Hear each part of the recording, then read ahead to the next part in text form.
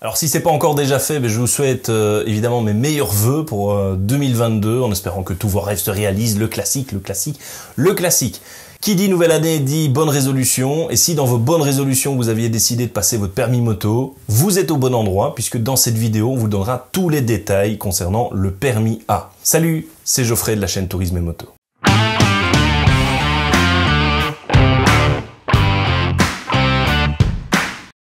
Cela fait des années que vous y pensez et à chaque fois vous reportez l'échéance, ou encore vous avez découvert les vidéos de Tourisme et Moto, salut, et vous vous êtes dit c'est quand même sympa la moto, je vais regarder à passer le permis. On prend le temps aujourd'hui de vous donner un max de détails concernant cette formalité. Comment ça se passe? Combien de temps ça dure? Quels conseils donner? Combien ça coûte? On va être le plus précis possible pour que cette vidéo devienne la vidéo référence du permis moto. D'ailleurs, et je parle à la communauté Tourisme et Moto là, si vous avez des conseils ou des anecdotes concernant le passage de votre permis moto, je vous invite à les mettre en commentaire de cette vidéo. En parlant de communauté, si vous découvrez la chaîne via cette vidéo, vous connaissez la chanson. Si vous êtes amateur de balade, amateur de moto, je vous invite à vous abonner à la chaîne pour découvrir un max de paysages. Bienvenue. Enfin, pour faciliter votre compréhension, sachez que cette vidéo est chapitrée. Vous avez donc la possibilité d'aller directement chercher les informations qui vous intéressent en fonction du chapitre, même si toutes les informations sont importantes. Par ailleurs, cette vidéo s'insère dans une série de 3 vidéos qui concernent l'avant moto. On parlera évidemment aujourd'hui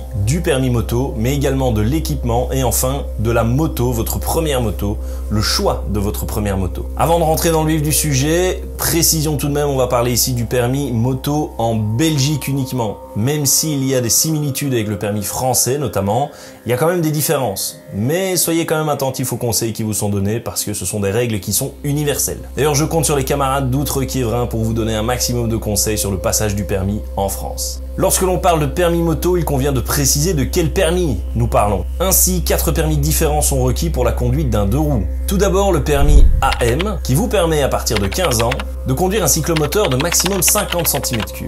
Il ne s'agit donc pas ici d'un permis moto, mais d'un permis cyclo. Et donc fatalement, on va pas en parler dans cette vidéo. Les permis moto sont quant à eux les permis A1, A2 et A. Tout en haut de la liste, le permis A1, valable à partir de 18 ans pour les motos de maximum 125 cm3 ou 11 kW ou encore 15 chevaux. Bon à savoir, si vous ne le saviez pas encore, si vous êtes détenteur d'un permis de conduire, donc un permis B, que vous avez obtenu avant 2011, vous n'avez pas besoin d'un permis A1 pour rouler sur une moto de maximum 125 cm3. Si vous avez passé votre permis après 2011, il vous faut minimum 2 ans d'expérience de conduite pour pouvoir, avec une formation de 4 heures, rouler sur ce type de machine. Cela dit, sans le permis à proprement parler, juste avec votre permis B, donc vous ne pouvez pas quitter les frontières du pays, vous devez donc rester uniquement en Belgique. Deuxième permis dans la liste, le permis A2, disponible à partir de 20 ans. Il vous permettra de conduire une moto d'une puissance maximale de 35 kW ou 47 chevaux. Enfin, le Saint Graal, le permis A illimité, qui vous permettra de conduire toutes les motos à partir de 24 ans ou à partir de 22 ans si vous avez déjà 2 ans d'expérience de conduite avec le permis A2. Quel que soit le permis, les épreuves sont les mêmes. Vous aurez à passer une épreuve théorique, une épreuve sur terrain privé, le fameux plateau, et une épreuve sur route. Avant de détailler ces différentes épreuves, petite réponse à des questions que vous pouvez éventuellement vous poser. Alors est-ce que la moto c'est dangereux? Non. Avec une bonne attitude, le respect du code de la route et un bon équipement, ça devrait aller. Après c'est sûr qu'en moto, on peut être vite à terre et qu'un accrochage est quand même pas la même chose qu'en 4 roues. Et si vous êtes attentif et que vous adoptez un comportement adéquat, vous limitez fortement les risques. Est-ce que le permis moto vous prépare à ça? Oui. Maintenant, clairement, une formation de quelques heures ne fera pas de vous un motard accompli. Pour cela, c'est l'expérience et l'accumulation des kilomètres qui vont parfaire votre formation. Doit-on passer l'épreuve théorique si on a déjà le permis B? Eh oui, je sais, c'est chiant, mais il y a des questions spécifiques à la moto dans l'épreuve. On y revient juste après. Est-il préférable de d'abord passer le permis A1, ensuite le A2 pour enfin terminer par le permis A? Te prends pas la tête, si tu es en âge de passer le permis A directement, fais-le. Même si par la suite tu roules sur des motos de plus petite cylindrée. Ce sont les mêmes épreuves et bien souvent lors de votre formation, vous roulez sur les mêmes motos que pour le permis A, simplement elles sont bridées. Quand vaut-il mieux passer son permis? En automne-hiver? Maintenant en fait. Alors évidemment il fait dégueulasse, les routes sont glissantes, il fait froid, il pleut, mais justement c'est dans ces conditions que vous apprendrez le mieux. D'autant que vu que la période n'aspire pas vraiment à rouler, c'est le moment idéal pour avoir un rendez-vous qui ne sera pas dans 5 mois. Alors que si vous y prenez en mai-juin, quand il commence à faire bon, vous serez comme des milliers de personnes. Donc vous aurez votre permis en septembre, octobre, quand finalement il recommencera tout doucement à refaire dégueu. Case départ, le permis théorique. Pour ceux qui l'ont déjà passé avec le permis voiture, welcome back. De retour sur les vieux ordinateurs pourris, avec votre petit casque dans une atmosphère lourde d'échecs, 50 questions vous sont proposées, dont environ 10% de questions spécifiques sur la moto. Le reste étant le code de la route tout simplement. Concernant les questions moto, vous aurez à répondre à des questions sur les angles de vue, des questions techniques sur la moto, la pression des pneus, les trajectoires, etc., etc. Vous pouvez évidemment prendre des cours, mais le plus rapide et le moins cher en tout cas reste l'apprentissage en solo. Personnellement, je recommande le livre Connaître et conduire, spécial 2 roues. Alors c'est pas un placement de produit, c'est juste le livre que j'ai utilisé personnellement. Objectif de votre épreuve théorique, 41 bonnes réponses minimum. Différence avec le permis B, vous pouvez rater ce permis autant de fois que vous le désirez sans jamais devoir obligatoirement reprendre des heures de cours. Vous pouvez donc y aller au pur talent sans vous prendre la tête. Bon, après, si vous y allez plusieurs fois au pur talent et que vous ratez à chaque fois,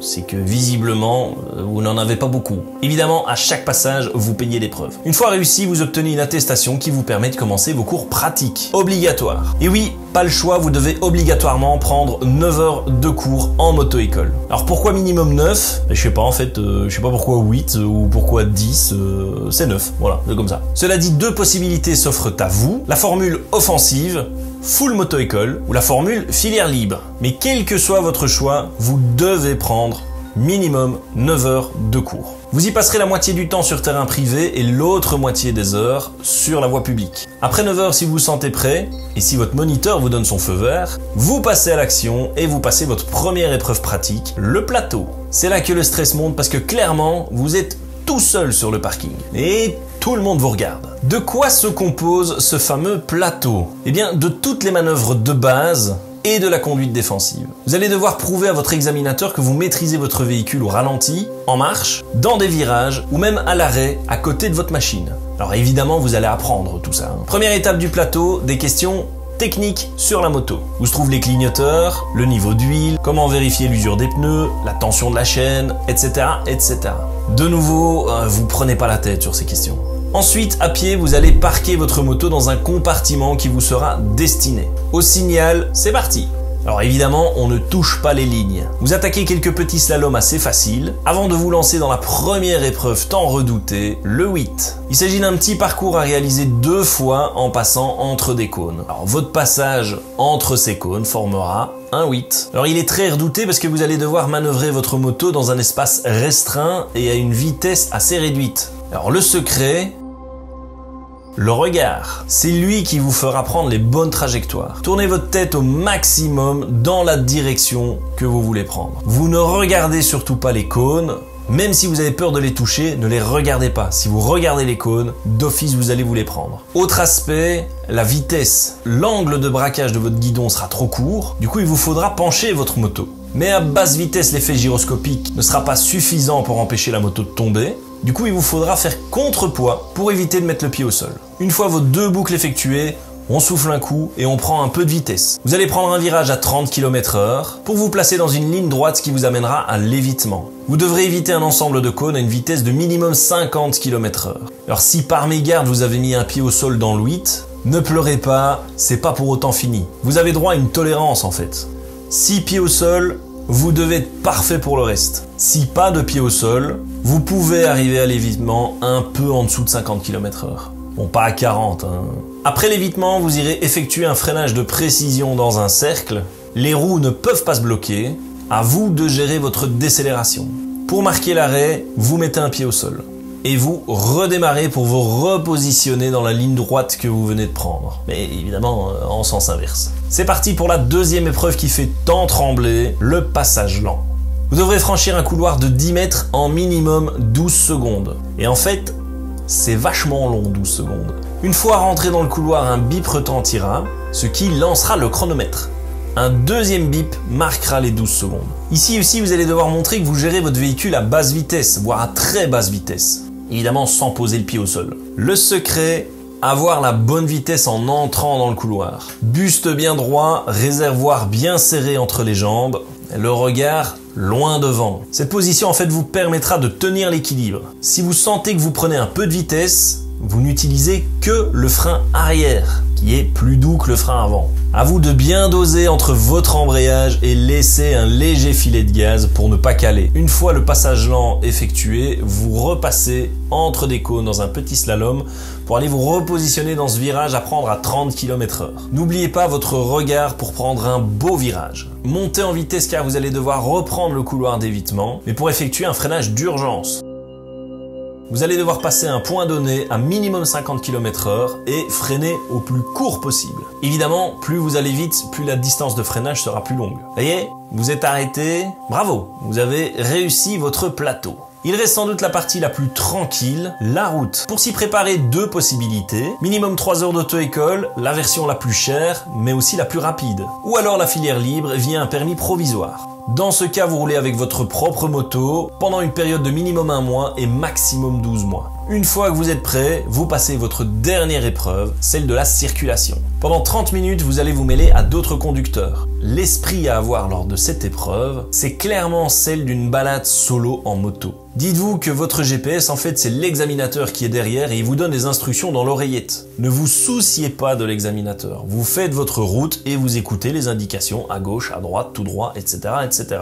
Il est fort probable que dans votre rétro, vous ne voyez pas l'examinateur. Ne vous en souciez pas, continuez votre route. Vous tracassez pas, il va vous rattraper. Ou dans le pire des cas, il est dans un angle mort, vous l'avez pas vu. Vous respectez évidemment scrupuleusement le code de la route et vous êtes attentif à vos trajectoires. Pendant le parcours, l'examinateur vous demandera de vous stationner. Pas de panique, vous ne devez pas vous garer dans la seconde. La consigne, c'est simplement de chercher une place pour pouvoir se garer. Donc attendez d'en avoir une bien évidente et bien facile pour pouvoir poser votre moto. Généralement, cette consigne arrive plus ou moins à la moitié de l'examen. Donc après un quart d'heure, il vous reste du coup un quart d'heure pour pouvoir trouver un emplacement de parking. Le centre étant vu, attention, ça n'est pas encore fini. Ça ne le sera que lorsque vous serez à l'arrêt, devant le centre, et que l'examinateur vous dira « Félicitations ». On va boire un coup? Non, en fait, il dira juste félicitations. Vous avez passé toutes les épreuves avec brio, félicitations, il ne vous reste plus qu'à aller chercher vos documents à l'administration communale, et hop hop hop, c'est parti! Dernière partie de cette vidéo, et non les moindres, le coût. Combien ça coûte de passer son permis moto? Le prix peut varier en fonction de la moto-école et de la formule que vous allez choisir. Je vous donne ici les montants précis que j'ai payés de A à Z, en tenant évidemment secret le nom de la moto-école puisqu'il s'agit ici d'un devis personnalisé. Pour l'apprentissage théorique, le livre m'a coûté 24,90 €. Le passage du permis théorique, c'est 15 €. La formule que j'ai choisie pour l'apprentissage pratique, c'est la formule all-in.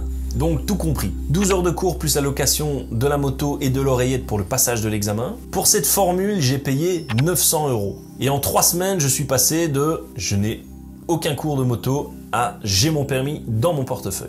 Enfin, pour le passage du permis pratique en lui-même, donc pour le plateau et la circulation, j'ai payé 14,50 €. Soit un total pour l'ensemble du permis moto de 1003,90 €. À cela, il faut évidemment ajouter le prix de l'équipement de base, qui n'est évidemment pas compris, mais ça on en reparlera dans une prochaine vidéo.